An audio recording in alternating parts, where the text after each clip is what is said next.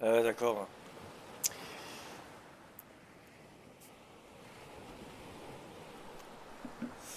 N'importe quoi j'ai fait. Ok.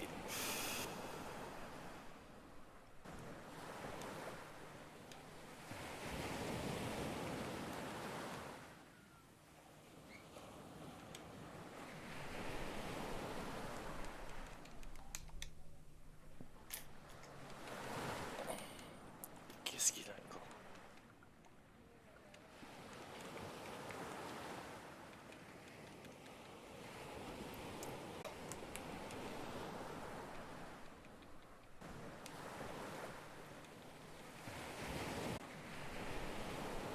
On va faire ça. On va faire ça. Il va pas, hein? Attends, je vais faire ça.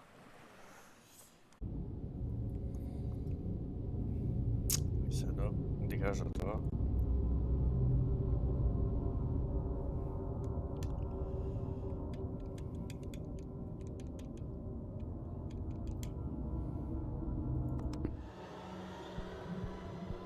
Its details I shall never know. For my slumber, though troubled and dream-infested, was continuous.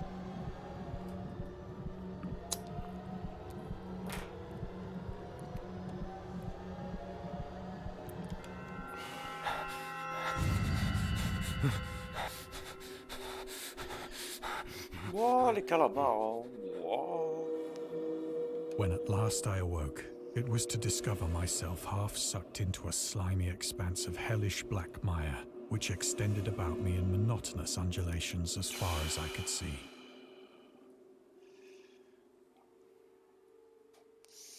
And in which my boat lay grounded some distance away.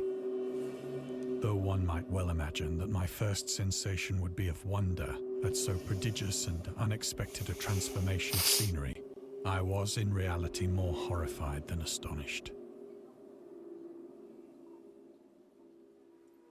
For there was in the air, and in the rotting soil, a sinister quality which chilled me to the very core. The region was putrid with the carcasses of decaying fish, and of other, less describable things which I saw protruding from the nasty mud of the unending plain. Perhaps I should not hope to convey in mere words the unutterable hideousness that can dwell in absolute silence and barren immensity. There was nothing within hearing, and nothing in sight, save a vast reach of black slime. Yet the very completeness of the stillness and the homogeneity of the landscape oppressed me with a nauseating fear. De ce paysage oppressé au point de me donner la nausée. The sun was blazing down from a sky which seemed to me almost black in its cloudless cruelty, as though reflecting the inky marsh beneath my feet. Reflétait le marais nord qui se trouvait sous mes pieds.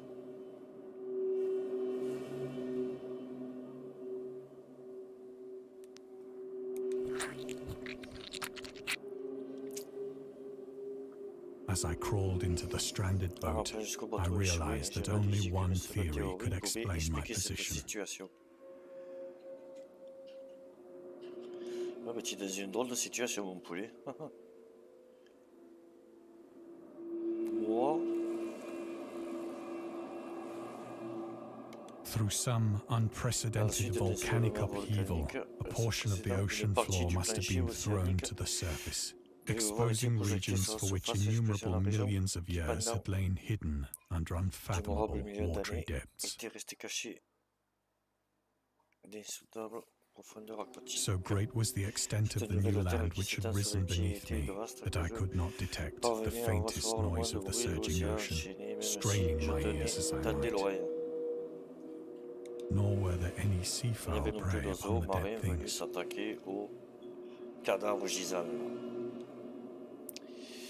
Alors.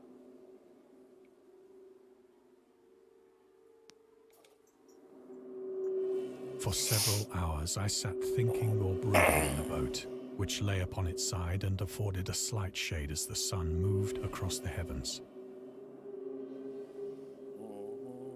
As the day progressed, the ground lost some of its stickiness and seemed likely to dry sufficiently for traveling purposes in a short time. That night I slept but little, and the next day I made for myself a pack containing.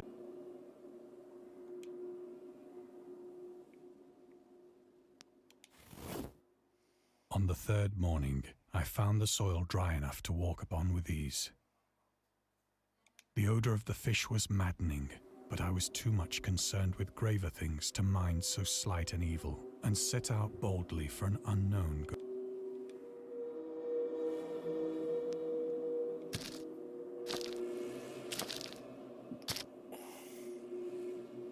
All day I forged steadily westward, guided by a faraway hummock which rose higher than any other elevation on the rolling desert.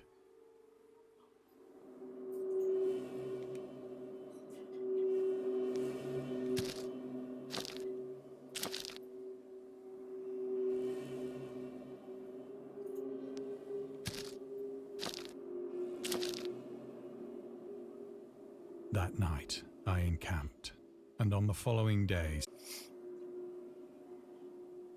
by the fourth evening, I attained the base of the mound, which turned out to be much higher than it had appeared from a distance.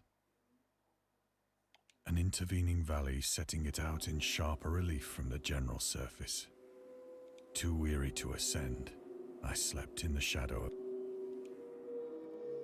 I know not why my dreams were so wild that night, but ere the waning and fantastically gibbous moon had risen far above the eastern plain,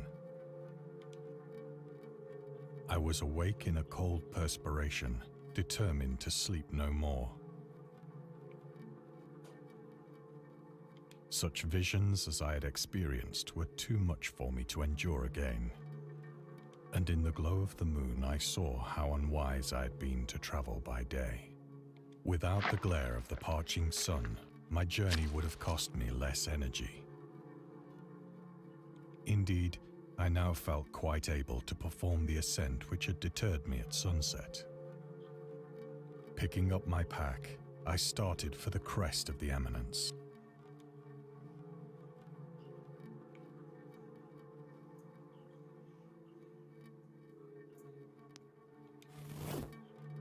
I have said that the unbroken monotony of the rolling plain was a source of vague horror to me.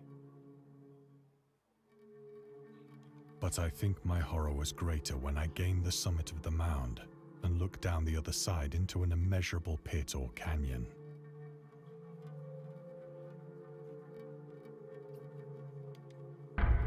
Whose black recesses the moon had not yet soared high enough to illumine. I felt myself on the edge of the world, peering over the rim into a fathomless chaos of eternal night. Through my terror ran curious reminiscences and of Satan's hideous climb through the unfashioned. As the moon climbed higher in the sky, I began to see the valley were not quite so perpendicular as I. Ledges and outcroppings of rock afforded fairly easy footholds for a descent, whilst after a drop of only a few hundred feet, the declivity became very.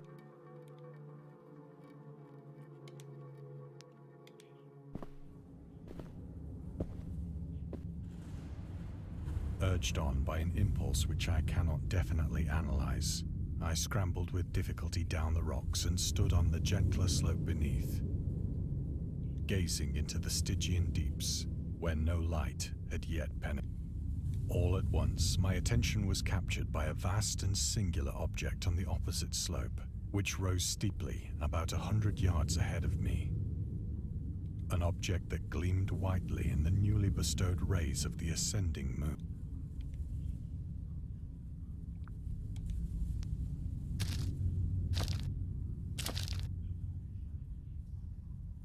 That it was merely a gigantic piece of stone, but I was conscious of a distinct impression that its contour and position.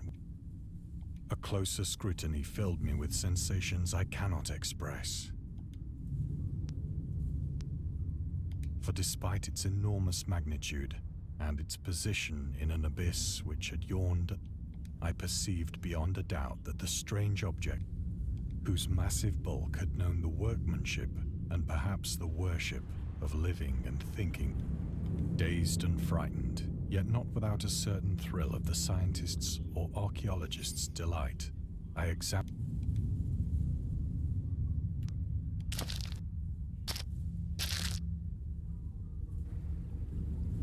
the moon, now near the zenith, shone weirdly and vividly above the and revealed the fact that a far-flung body of water flowed at the bottom, winding out of sight in both directions. Across the chasm, the wavelets washed the base of the Cyclopean monolith, on whose surface I could now trace both inscriptions. Acting was in a system of hieroglyphics unknown to me, and unlike anything I'd ever seen, consisting for the most part of conventionalized aquatic symbols such as several characters obviously represented marine things which are unknown to the modern world, but whose decomposing forms I had observed on the ocean-risen plain. It was the pictorial carving, however, that did most to hold me spellbound.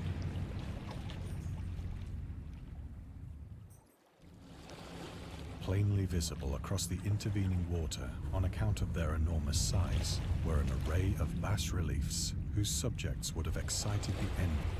I think that these things were supposed to depict men, at least, though the creatures were shown disporting like fishes in the waters of some marine grotto, or paying homage at some monolithic shrine which appeared to be.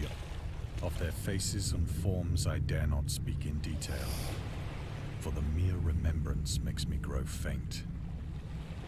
Grotesque beyond the imagination of a Poe or a Bulwer.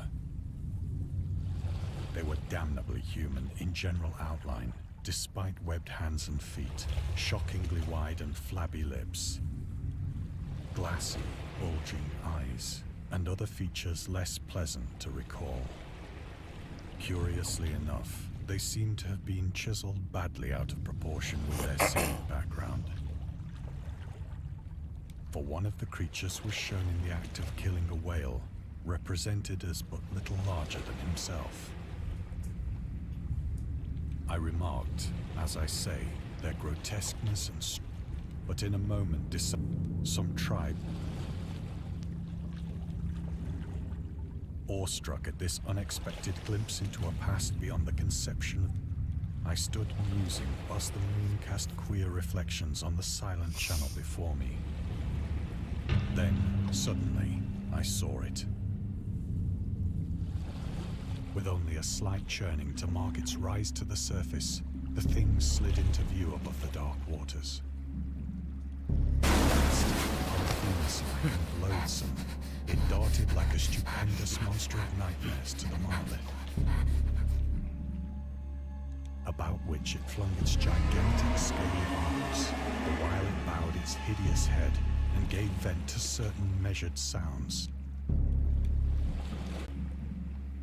I think I went mad then. Of my frantic ascent of the cliff, and of my delirious journey back to the stranded boat.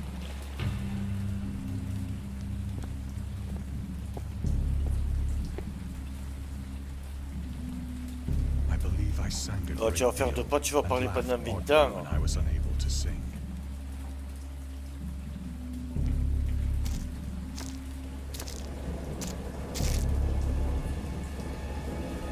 I have indistinct recollections of a great storm sometime after I reached the boat.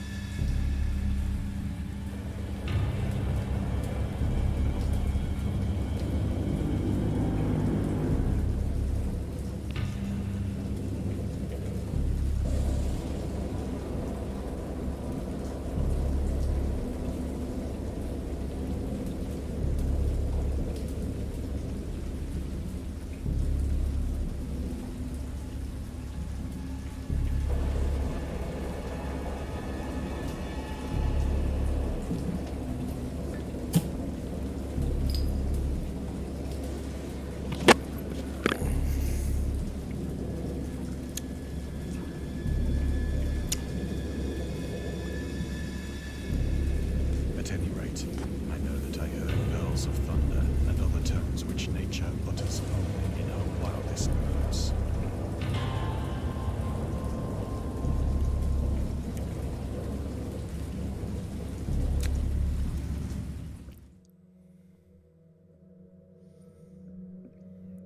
When I came out of the shadows, I was in a San Francisco hospital.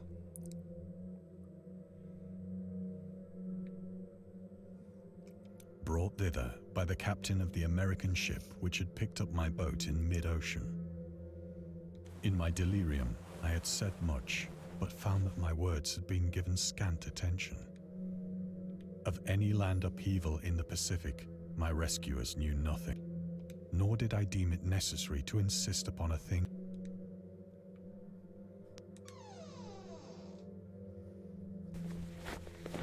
Il ouvre la porte du lit, Once I sought out a couché, et celebrated après il sort. ethnologist Il est fort le mec, hein. and amused him with peculiar questions regarding the ancient Philistine legend of Dagon.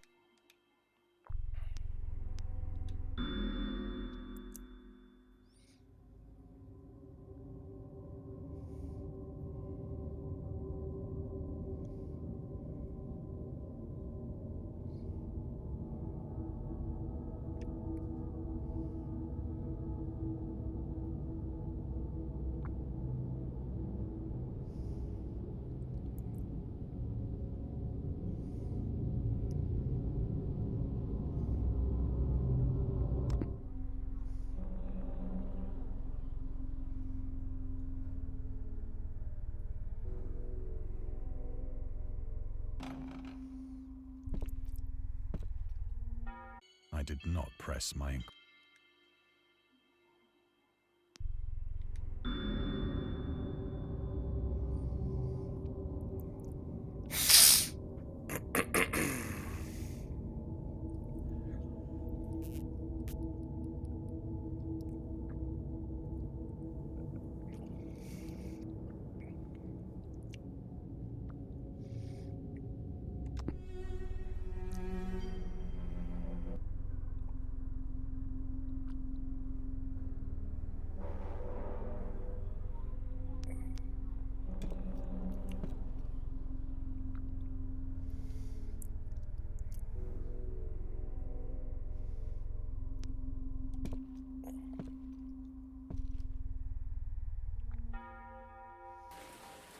It is at night, especially when the moon is gibbous and waning, that I see the thing.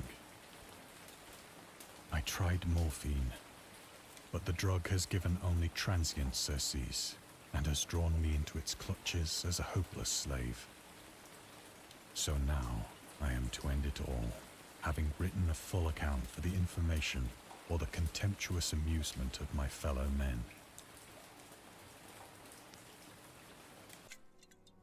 Often, I ask myself if it could not a mere freak of fever as I lay sun-stricken and raving in the open boat after my escape from the German.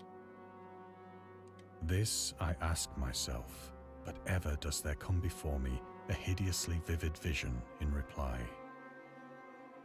I cannot think of the deep sea without shuddering at the nameless things that may at this very moment be crawling and floundering on its slimy bed, worshipping their ancient stone idols and carving their own detestable likenesses on submarine obelisks of water-soaked granite. I dream of a day when they may rise above the billows to drag down into their reeking talons the remnants of puny, war-exhausted. Of a day when the land shall sink and the dark ocean shall ascend amidst universal pandemonium.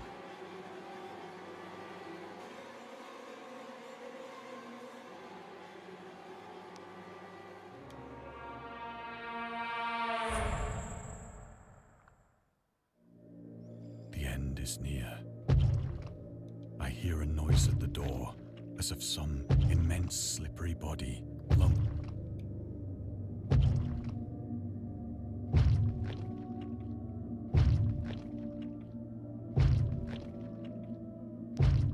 It shall not find me.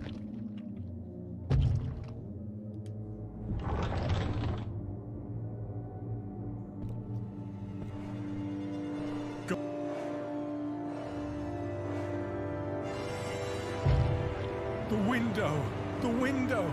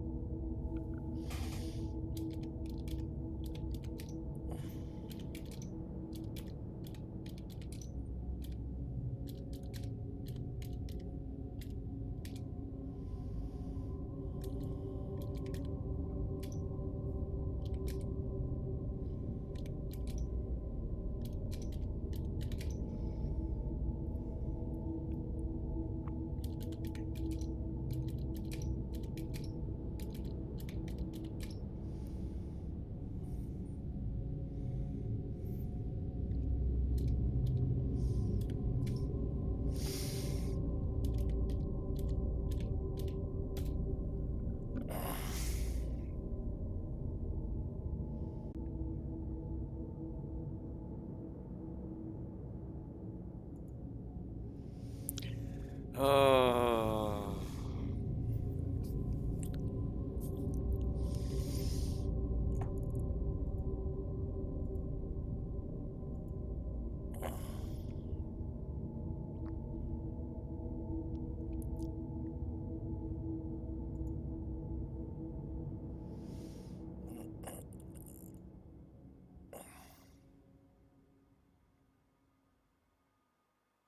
Oh, nous est là. Bon,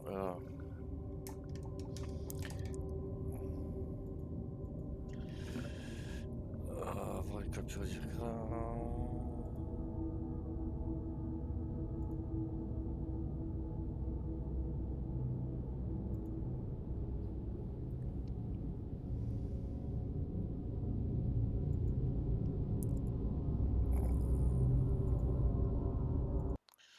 Voilà. Supprimer. Chaque fois je me fais avoir, mais c'est pas grave. Steam. Dagon.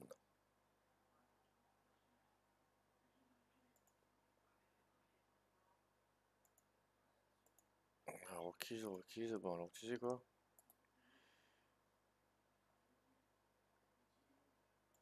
Désinstaller. Toi, là, ici. Parle trop ce jeu. Voilà.